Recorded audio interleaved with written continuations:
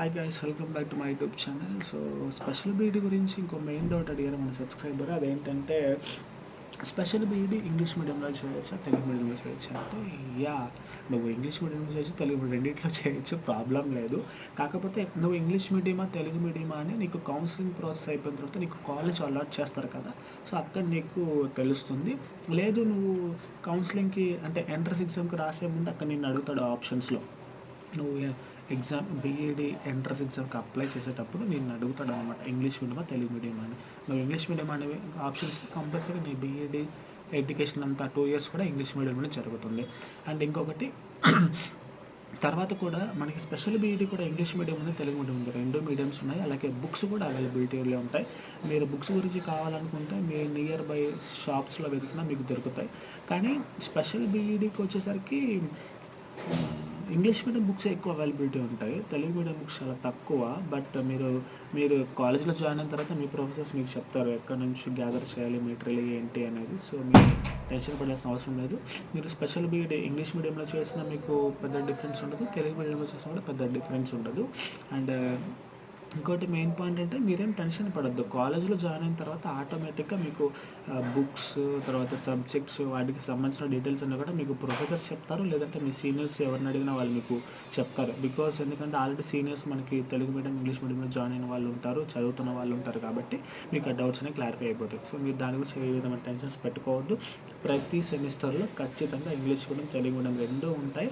అలాగే మీరు ఎగ్జామ్ కూడా మీకు నచ్చితే ఇంగ్లీష్లో రాసుకోవచ్చు, తెలుగులో రాసుకోవచ్చు, ఆ ఫెసిలిటీ కూడా ఉంది.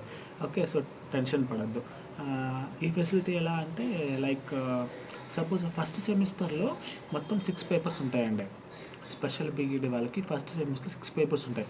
ఈ 6 పేపర్స్లో ఫస్ట్ 3 పేపర్స్ మీరు ఇంగ్లీష్లో రాసుకోవచ్చు, తర్వాత 3 పేపర్స్ మీరు తెలుగులో రాసుకోవచ్చు. ఓకే, అంటే ఇప్పుడు సపోజ్ ఫస్ట్ సైకాలజీ సబ్జెక్ట్ మనం కనుక తీసుకున్నట్టయితే సైకాలజీ పేపర్ మొత్తం కూడా 80 మార్క్స్కి ఉంటుంది. ఈ సైకాలజీ పేపర్ ఏదైతే ఉందో అది 80 మార్క్స్కి మీరు ఇంగ్లీష్లో రాసుకోవచ్చు. తర్వాత ఇంట్రడక్షన్ ఆఫ్ డిజబిలిటీ అనే ఒక పేపర్ ఉంటుంది. ఓకే, సో అది మీకు ఇంగ్లీష్ కావాలంటే ఇంగ్లీష్లో రాసుకోవచ్చు, తెలుగులో కావాలంటే తెలుగులో రాసుకోవచ్చు, ఆ ఫెసిలిటీ కూడా ఉంది. కానీ తెలివితేటల మేధావులు ఏం చేస్తారంటే ఒక సబ్జెక్ట్ని 2-3 పేపర్లు, ఒక బుక్లెట్ ఇస్తారు కదా, బుక్లెట్లో 4-5 పేపర్లు ఇంగ్లీష్లో, 4-5 పేపర్లు తెలుగులో రాస్తారు. అలా రాయకూడదు అబ్బబ్బా.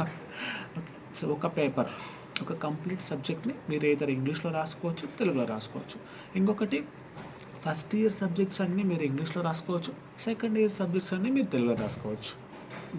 అది చాలా ఫెసిలిటీ మనకి, ఇది ఎవరికి తెలియదు, ఇట్స్ ట్రిక్ అనమాట. ఓకే, చాలామంది ఇంగ్లీష్లో దంచేసి కొడుతూ ఉంటారు, అవసరం లేదు. ఓకే, ఇప్పుడు సపోజ్ ఫస్ట్ సెమిస్టర్లో మొత్తం 6 సబ్జెక్ట్స్ ఉంటాయి అనుకోండి. 6 సబ్జెక్ట్స్లో 3 సబ్జెక్ట్స్ మీకు ఈజీగా ఉన్న వాటిని ఇంగ్లీష్లో రాసుకోండి, హార్డ్గా ఉన్న వాటిని తెలుగులో రాసుకోండి, మీ ఇష్టం. లేదంటే అది మీ చేతిలో ఉంటుంది. దీనికి సంబంధించిన డౌట్స్ కూడా మీకు కాలేజ్లో అయితే కాలేజ్లో ప్రొఫెసర్ మీకు ఎక్స్ప్లెయిన్ చేస్తారు. ఓకే, దాని గురించి మీరు టెన్షన్ పడాల్సిన అవసరమే లేదు. ఓకే, ఇంగ్లీష్లో చదువుకోవచ్చు, తెలుగులో చదువుకోవచ్చు. బట్ ఫైనల్గా మాత్రం వచ్చే సర్టిఫికేట్ మనకి ప్రొవిజనల్ సర్టిఫికేట్ కానీ, లేదంటే ఒరిజినల్ డిగ్రీ సర్టిఫికేట్ కానీ ఏదైతే ఉంటుందో అది మీరు సెలెక్ట్ చేసుకున్న మీడియం మీద మాత్రమే వస్తుంది. సపోజ్ నేను ఇంగ్లీష్ మీడియం అయితే నేను ఫస్ట్ సెమిస్టర్ మొత్తంలో ప్రతి ఎగ్జామ్ కూడా తెలుగులో రాశాను, కానీ నాకు రిజల్ట్ వస్తే నాకు ఇంగ్లీష్ మీడియం కాబట్టి నాకు ఇంగ్లీష్ మీడియం అనే వస్తుంది. ఇది మా ఇంకొక మెయిన్ యూజ్ అనమాట, ఇది ఎవరికి తెలియదు. సో నేను మీకు రివీల్ చేస్తున్నా, అలా అనమాట. సో మీరు సపోజ్ మీరు తెలుగు మీడియం అనుకోండి, మీరు అన్ని సబ్జెక్ట్స్ ఇంగ్లీష్లో రాసినా తెలుగులో రాసినా మీకు ఫైనల్గా వచ్చే అవుట్పుట్ సర్టిఫికేట్లో మాత్రం మీరు సెలెక్ట్ చేసుకున్న మీడియం మీద వస్తుంది. ఓకేనా, సో అది ఇక్కడ ఇది ఒకటి ప్లస్ పాయింట్, ఒకటి మైనస్ పాయింట్. మీరు ఎగ్జామ్ అంతా అయిపోయి నేను ఇంగ్లీష్లో రాసాను, నాకు ఇంగ్లీష్ మీడియం కావాలంటే ఇట్స్ నాట్ పాసిబుల్ అనమాట. ఓకే, సో అదొక మెయిన్ ఫెసిలిటీ. మీకు ఈజీగా ఉన్న సబ్జెక్ట్ని, ఈజీగా ఉన్న పేపర్ని ఇంగ్లీష్లో రాసుకోవచ్చు, హార్డ్గా ఉన్న పేపర్ని ఎలాగైనా సరే తెలుగులో రాసుకోవచ్చు. అందులో ఎటువంటి ప్రాబ్లం ఉండదు.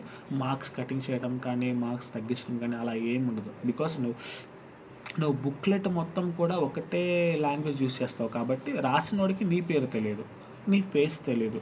So you don't worry. So హ్యాపీగా మీకు నచ్చిన లాంగ్వేజ్లో మీరు ఎగ్జామ్ రాసుకోవచ్చు, చదువుకోవచ్చు. మీరు నాలెడ్జ్ గెయిన్ చేసుకోవాలి అనుకుంటే అది తెలుగు మీడియమా ఇంగ్లీష్ మీడియమా అని మీరు బాధపడాల్సిన అవసరం లేదు. యూనివర్సిటీలో చదివే వాళ్ళైతే మీకు కంపల్సరీగా లైబ్రరీ ఫెసిలిటీ ఉంటుంది. గవర్నమెంట్ కాలేజ్ లేదంటే ప్రైవేట్ కాలేజ్ వాళ్ళైతే మీరు కొంచెం వెతుక్కోవాలన్నమాట. So that's for all it. By.